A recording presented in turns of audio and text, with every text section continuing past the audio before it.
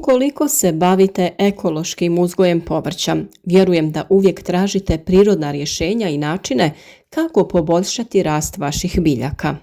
Postoji mnogo dodataka koji nisu štetni i koji mogu potaknuti biljke na bolji rast i bolje plodonošenje. Ukoliko želite da nakon sadnje biljke potaknete na kvalitetan razvoj sa prirodnim hranjivima, vrlo je važno da im date hranjiva koja će prvo potaknuti razvoj korijena, pa će samim tim i rast biljaka biti kvalitetan. Temperaturna kolebanja, česte padaline, previsoke temperature nikako ne idu na ruku biljkama, a onda i povrtlarima ove godine. Kako bi se izborile sa različitim bolestima, najvažnije je dobro ih nahraniti i podići im imunitet. Ukoliko želite redovno pratiti naše savjete vezane za uzgoj biljaka, zapratite naš kanal i kliknite na znak zvonca za redovne obavijesti o svakom novom videu. Danas ćemo govoriti o prirodnom hranjivu, ali ćemo na kraju videa da vam damo i prijedlog za umjetna ekološka i hemijska hranjiva ukoliko vas to zanima. Odlična prihrana za plodonosne biljke i cvijeće je sastojak iz vaše kuhinje, a to je kvasac. Kvasac je odličan pomoćnik u prihrani biljaka jer potiče njihov rast. Dolazi u raznim oblicima. Možete pronaći svježi kvasac u kocki ili suhi kvasac u granulama. On naime posjeduje mnoge hranjive tvari poput vitamina B skupine, beta-glukana, biljnih hormona i minerala, kalija i magnezija. Kvasac je odličan pomoćnik u prihrani bilja jer potiče njihov rast. Ishrana bilja kvascem je učinkovita u svim fazama razvoja, iako je najbolje primijeniti ga prilikom sadnje jer jača korijenov sistem. Ubrzati će cvjetanje i sazrijevanje plodova, pa se često koristi kod uzgoja paradajza, paprike, krastavaca, pikvica i drugog plodovitog bilja, ali i kod cvijeća. On sadrži mnoštvo minerala, a za istaknuti su dušik i fosfor, ali i enzimi što u tlu aktiviraju djelovanje dobrih bakterija. U samo 100 grama kvaščeve biomase nalazi se i kalij, natrij, proteini, kalcij, magnezij, vitamin B6, željezo, vitamin C, B12, biljni hormoni poput auksina. Biljni i fitohormoni su hemijske tvari koje kod biljaka uzrokuju diobu stanica, povećanje mase stanica, diferencijaciju stanica te morfogenezu. To su vam prirodne tvari tipično nađene u raznim biljkama i raznim mikroorganizmima, kao i u kvascima. Ali u kvascu su nađeni i biljni hormoni auksini. Auksini se primjenjuju za razmnožavanje voćaka, ukrasnog bilja, drveća, cvijeća i reznica, poticanje rasta ploda kod paradajza, krastavca i jabuke, za suzbijanje korova, za sprječavanje otpadanja prerano dozrelih plodova. Kao što sam rekla, kvasac možete pronaći u raznim oblicima. Kvaščev kolač, suhi instant aktivni kvasac, granulirani ili tekući kvasac koji se najčešće koristi u pekarstvu. A koje je djelovanje kvasca? On kod biljke uzrokuje oslobađanje topline i zagrijavanje biljne podloge. Potiče aktivnost mikroorganizama prisutnih u zemlji, te povećava sadržaj mikro i makroelemenata. Postupak pripreme je sljedeći. 50 grama svježeg kvasca i 3-4 žlice šećera razmutite u 1 litri tople vode ili mlijeka. Pazite da voda nije pretopla jer će uništiti dobre gljivice. Ostavite da ta smjesa nabuja oko 2 sata, te tada razrijedite sa 50 litara vode. U slučaju da koristite suhi kvasac, tada 8 grama kvasca, to jest 1 vrećicu, te nekoliko žlica vode razrijedite u 1 litri tople vode. Ostavite da nabuja, te razrijedite opet u 50 litara vode. Ono što treba imati na umu da tlo zalijevano ovom otopinom gubi značajnu količinu kalcija i kalija, pa sa vremena na vrijeme treba dodati ove minerale u tlo.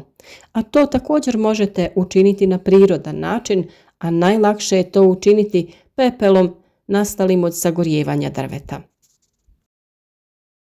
Te također je vrlo važno da svaki put kada želite prihraniti biljke napravite svježu količinu ovog hranjiva. Ovako pripremljena otopina poslužiti će kao izvrsno prirodno hranjivo za balkonsko cvijeće kao i za sobno cvijeće. Kvasac za zalijevanje povrća dobar je izvor prirodnih biljnih hormona koji će potaknuti rast čak i najzahtjevnijih biljaka te njihovih plodova. Kvasac koji se na ovaj način koristi za zalijevanje biljaka svojim intenzivnim mirisom može biti djelotvoran protiv puževa u povrtnjaku. Nedostatak hranjivih materija u supstratu se ogleda u promjenama na samim biljkama. Ako biljka sporo raste, neće da cvjeta, ima promjene na listovima, korijen se slabo razvija i sl., to su pokazatelji da joj nešto fali, te da je neophodna bolja njega. Način da se stvari poprave jeste da se sa vremena na vrijeme daje prihrana. Na primjer, kada je riječ o cvijeću, obično se daje tečno hranjivo prirodno ili vještačko. Prirodno hranjivo možemo i sami da napravimo. Na primjer, tečno hranjivo od koprive o kojem smo već dosta govorili, a recept za njegovu pripremu je naravno već na našem kanalu. Isprobajte obavezno i ovo hranjivo od kvasca jer su iskustva veoma pozitivna. Svi žele da imaju zdrave i lijepe biljke, a to je upravo ono što se kvascem postiže.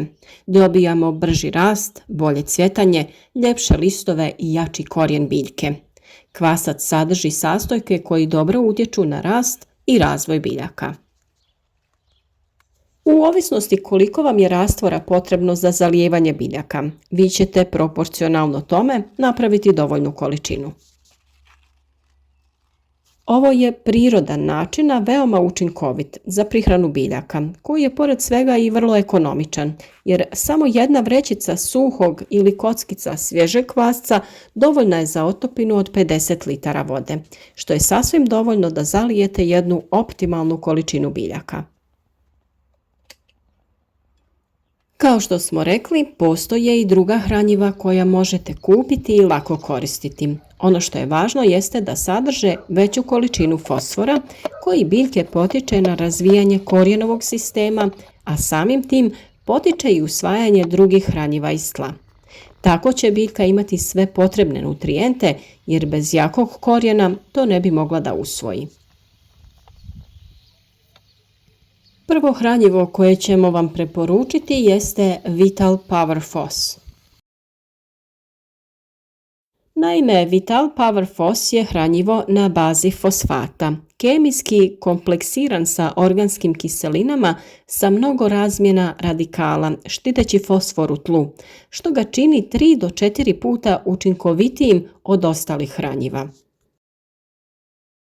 Nova formula obogaćena je sa većim sadržajem organskih kiselina poput humina, fluvinske i huminske kiseline, koje poboljšavaju brzinu i količinu dostupnog fosfora za rast i razvoj biljaka.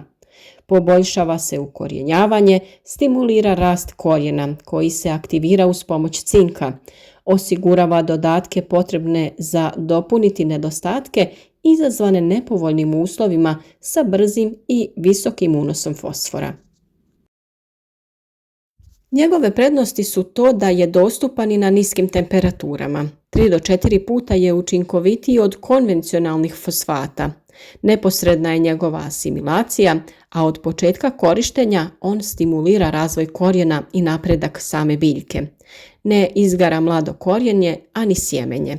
Potiče zadržavanje dušika i kalija, te povećava djelotvornost i smanjuje potrebu za količinom fungicida. On biljkama pruža količine dušika i fosfora potrebne za razvoj stabljike, lišća i korijena, osigurava intenzivnu asimilaciju, odnosno aktivan rast i visoke performanse. Isto tako omogućava početni razvoj koji dovodi do ranijeg sazrijevanja usjeva. Povećava otpornost biljke na hladnoću i bolesti. Razlikuje se od ostalih po načinu djelovanja organskim kiselinama. Dovoljno je dodati 10 ml na 10 litara vode i zalijevati biljke što bliže korijena sa 100 do 200 ml pripravka po biljci. A ono što također možete da koristite su kristalonska vodotopiva hranjiva NPK omjera 1:2:1 ili u ovom slučaju 12:48:6. Jedino je bitno da količina fosfora bude više zastupljena od ostalih elemenata. To svakako može biti hranjivo bilo kojeg proizvođača. Bitno je da je u omjeru dušik fosfor kalij, fosfor više zastupljen. Također na 10 litara vode najčešće ide oko 25 grama, to jest jedna velika kašika. Dobro se izmiješa kako bi se hranjivo otopilo i sa tim se zalijevaju biljke. Također sa 100 do 200 ml otopine po biljci. Ukoliko vam je ovaj video bio koristan, nadamo se da će to biti dovoljan razlog da zapratite naš kanal i potražite još mnoštvo sličnih savjeta.